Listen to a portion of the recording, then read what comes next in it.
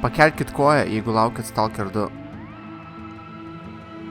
Tai ką, liko kelios dienos, 3 ar 4 iki Stalker 2 išleidimo. Užtruko tik 15 metų. Paskutinis Stalker žaidimas išėjo 2009 metais. Tai buvo Call of Pripyat.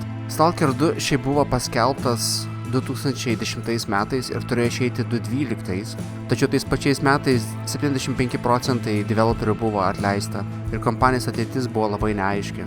Na, bet 2014 metais GSC Game World buvo perorganizuota ir toliau tęsė darbus. 2016 metais jie išleido Cossacks 3, o 2018 paskelbė, kad toliau bus kuriamas Stalker 2 žaidimas. Nu tai realiai 6 geri metai developmento.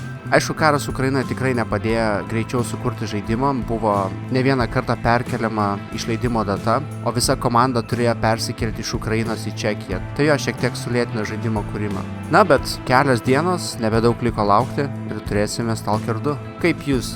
Ar laukėt? O beje, ar žinot, kaip šifruojasi Stalker pavadinimas? Scavengers, Trespassers, Adventurers, Loners, Killers, Explorers and Robbers. Dabar jau žinot.